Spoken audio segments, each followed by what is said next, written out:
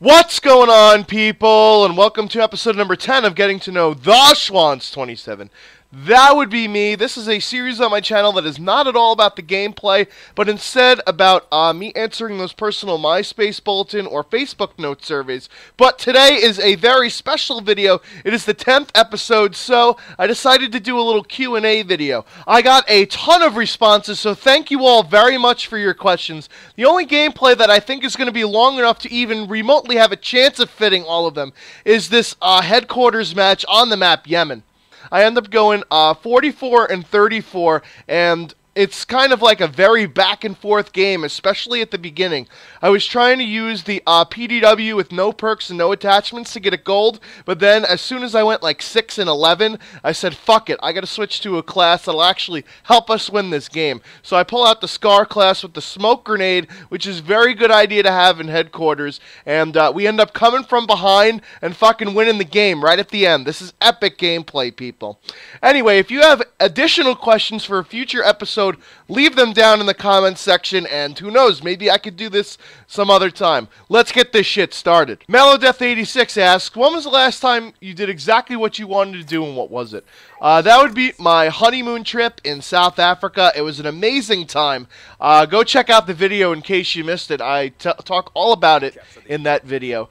I was at work, and they threw a party for somebody else who was also getting married. And a lot of the older guys and girls were talking about what they did for their honeymoon. Most of them were like, yeah, we didn't do exactly what we wanted to do. We did what we could afford. And, you know, now we can't go back and do the real honeymoon we've always wanted to do because life gets in the way, kids, shit like that. So I decided, fuck it, caution to the wind. I'm doing exactly the fucking trip I want to do. No regrets, bitches. The next question is from Stewie, who, by the way, has a video up on his channel called Gamer Talk, and it features me. It's more of these, you know, personal Q&A type of questions. It's kind of like an interview style. I nicknamed it Shooting the Shit with Stewie. So go check it out. I'm also going to put out a regular plug for it later today, but you heard it here first. What is my favorite food? It's got to be the gyro. I love fucking Greek gyros. And how did I get the name the TS27? Well, I didn't realize that Schwanz was German slang for dick until after I had already, you know, started with the gamer tag, and, you know, some German people would ask me if I was German and would start speaking to me in German, and I'd have no fucking idea what they were talking about. But it was actually a word that I thought I had made up in high school. And this is one of the words that I had actually made up in order to, you know, tease and fucking make fun of my friends. Knowing what I know now, that it means dick in German, makes it even fucking better. Oh, GCP De Silva asks, what was your favorite childhood show growing up? In case you couldn't tell from the Steve Urkel clips that are in my videos, it is Family Matters. I used to love that show. I could really relate to a lot of the characters on the show, and I thought it was actually really funny. When I go back and watch it now, it's not really that funny, to be honest with you. I guess it's one of those things where humor has, like, its kind of ages, and that was, like, you know, the type of humor that was going on back when I was growing up in the late 80s, early 90s. DLV asks, how did you get into the whole making Call of Duty videos on YouTube thing?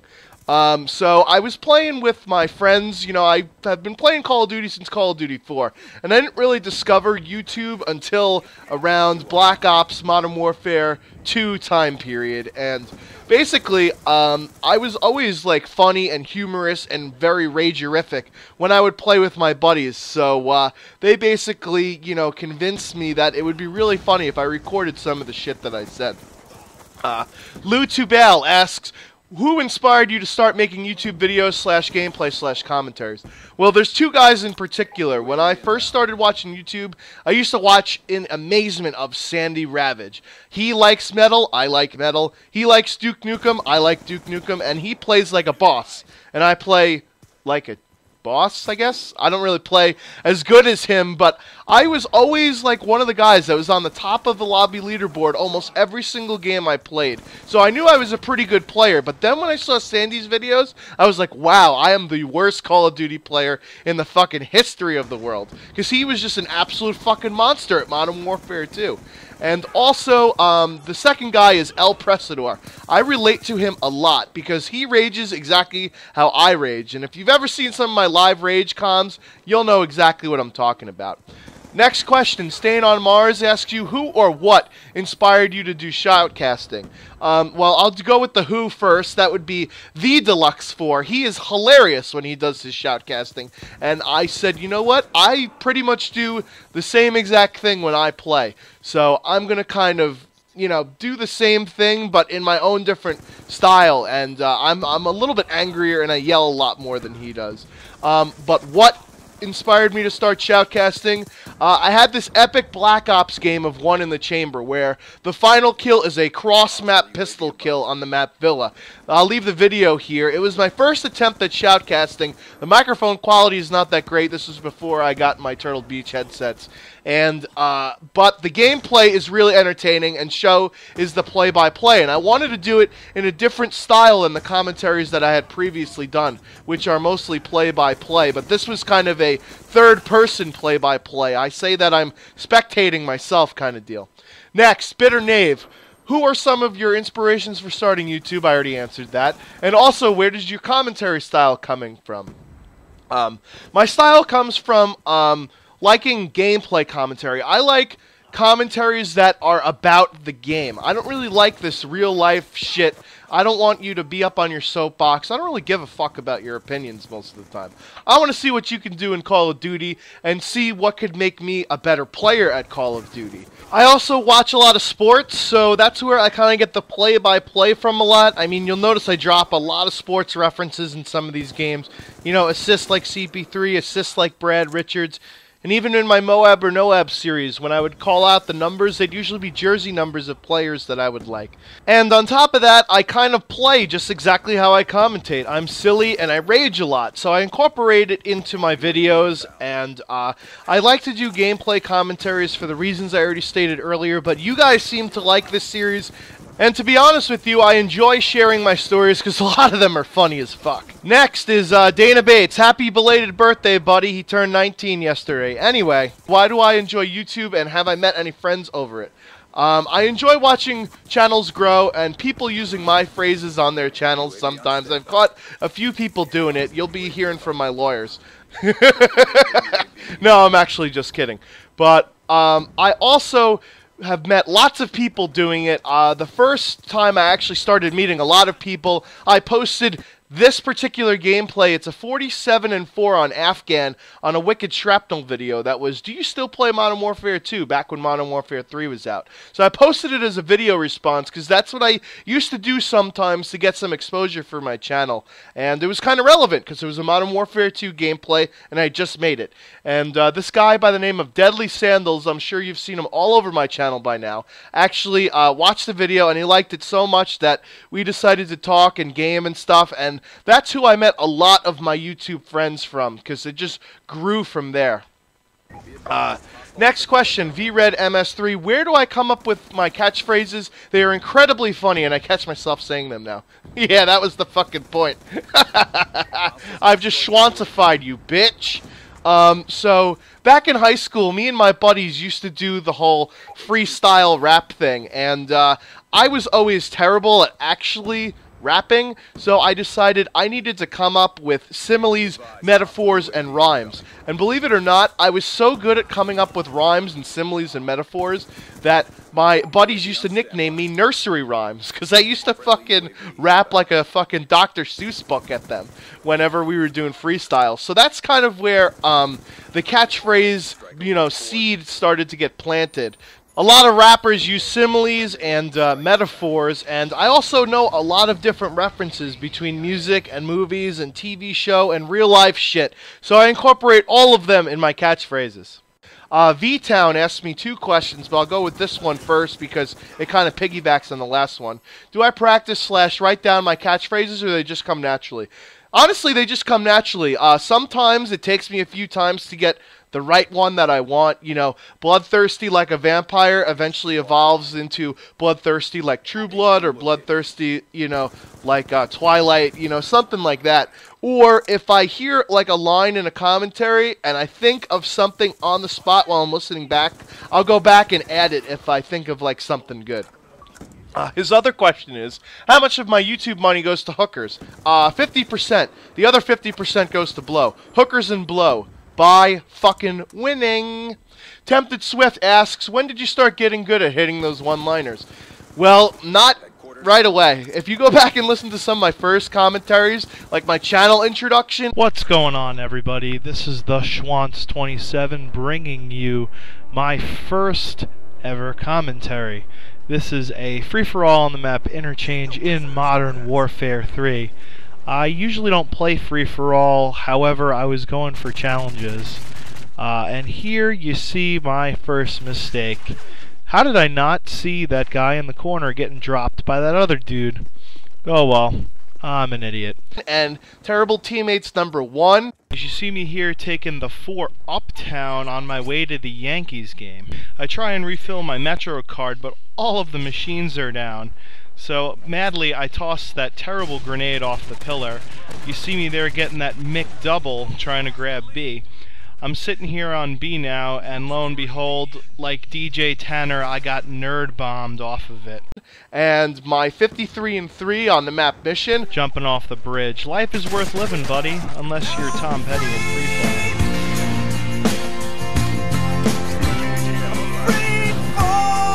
fall. So here you see all the ants scurrying about. I pick 2 of them off there.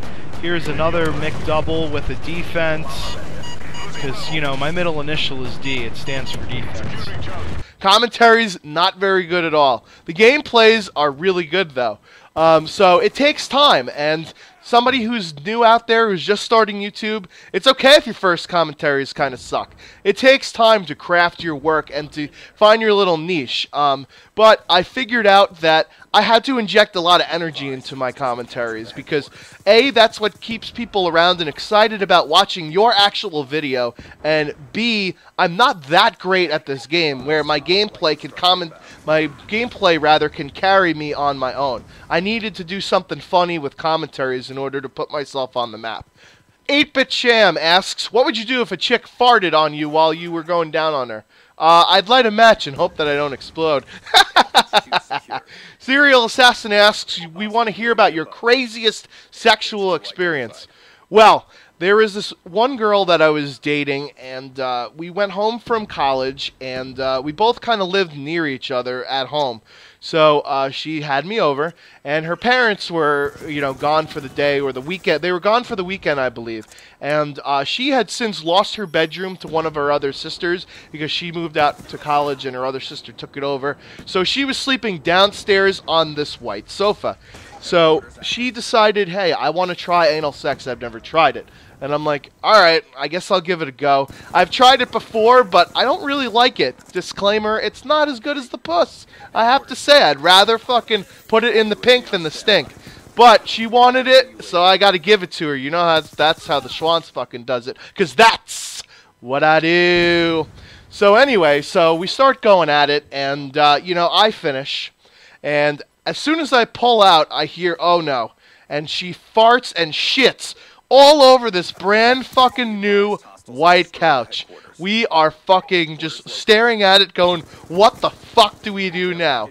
So we decide, hey, let's go grab a fucking mop and bucket and let's start cleaning this shit. Literally. No pun intended. So we get like a shop vac and we clean it the best we can, but you could still tell that something is there. And the parents came home like a couple days later and asked, what the fuck happened to the couch? So, of course, she had a dog. It was a little bit older. And she said, oh, the dog got sick, you know, and that's what happened. So, 2 days later, they put the dog down. I don't know why I think that's so funny. It's really fucked up, but I think it's pretty funny. Anyway, you guys can call me a dick. Fuck you. Deadly Sandals asks, have I ever been caught masturbating? It's a great question. And the answer is no, I've never actually been caught masturbating. But I've been caught multiple times receiving oral sex. And let me tell you about one of the funniest times. Me and a group of my friends went onto this private kind of town beach at night where we were drinking booze and bonfire, the whole thing. And I noticed that there was a lifeguard tower off in the distance. So me and the girl that I was dating grabbed the blanket, went up to the lifeguard tower, and we were just, you know, snuggling at first, looking at the stars and shit, and all of a sudden she unzips my pants, starts giving me a blowjob. Well, about like 3 or 4 minutes later, because I don't actually last that long, so it must have been 3 or 4 minutes later, a police car fucking drives by on the sand dunes and flashes their brights at me, and they fucking yell at me, "What are you doing up there?" And then when they saw another person's head poking out of the blanket, they fucking knew that some shit was going down. Alright, next question. Mr. Moki Business asks, have you ever thought about the fact that the rest of the world learns your first language? No, I actually haven't thought about that. And if so, what do you think about that? I think there should be a universal language. I'm not sure it should be English. I guess everybody's learning it. Why the fuck not? But I think Americans are assholes and stuck up about the fact that, you know, they don't want to have to fucking learn the language of some place where they're going. No, fuck you, bitch. Think like the fucking French do. Speak my fucking language or I don't want to fucking talk to you. Well, when I went away to Portugal, actually, a lot of people wanted me to speak English to them because they wanted to practice it, because they don't usually get to practice that language. Meanwhile, I was like, no, I want to practice my fucking Spanish to the people in Spain. So it's kind of like a catch-22 at that point. You know, we keep butchering each other's fucking languages. But yeah, I think we should definitely have a universal language, but isn't like Mandarin or Cantonese, one of those Japanese languages, the most, you know, spoken language in the world, I guess, by the most people? I don't know. Anyway, he also asks in a different fucking question, what do I think about the two-party system in the United States? Well, first, I think it's stupid as fuck, right? I mean, you only have two real sets of ideas that are coming to the table, and if you don't fit in the mold of one of those two, then you're completely fucked. I tend to lean towards, you know, the Democratic Party side, but I have some issues that I don't think they handle very well. So I'd rather have another voice in there to be heard. They do have debates, but they have the Democratic and Republican debate. They have like 4 or 5 of them, and it's fucking like, alright, enough already. And then they have the third party debate by itself, broadcasted on like fucking public access or some bullshit. You know why? Because the DNC and the RNC, which are the committees that put the debates together, they don't even bother inviting any of the third-party candidates, despite the fact that their names are going to be on the presidential ballot. I think that there has to be a debate, at least a debate, a public televised debate with different fucking ideas. Because otherwise you have one person going, I want A, B, and C, and the other person goes, yeah, I kind of want that, but here's the difference between me and him. And there's not much of a fucking difference. But at the same time, when there's only 2 parties, the will of the majority, rather, is imposed most of the time, if you think about it. One guy has to win, you know, 55 to 45, unless you're George Bush and you steal the election like in 2000. But that's beside the point. If you have a more than a 2-party system, say you have like a 3-party system, right? One guy gets 40% and the other 2 get 30% each. That's not the will of a fucking majority. That's a 40% vote. And when you get even more parties, it gets even further diluted. So it's both a good thing and a bad thing. And the last question here, because this gameplay is just about to end, so I got to do this one real fast. Barney JVW Gaming asks, what's been my biggest achievement to date? Probably besides graduating college, would have to be throwing a no-hitter in baseball. I played for an all-Long Island team, and I went to a tournament down in Pennsylvania. It was a double elimination tournament, and I ended up throwing a no-hitter against the team that actually won the tournament. Because remember, you could lose once and still win the tournament. That was probably my biggest achievement to date. Well, that's going to wrap it up like a condom for this episode of Getting to Know the Schwantz27. And I hope you guys enjoyed this Q&A edition. I guess this is going to be part 1, because I still have plenty of questions I haven't even answered. So if I didn't answer your question in this video, it's going to be in the next one, probably. Anyways, this has been the Schwantz27, and I'm off like a prom dress. Until next time.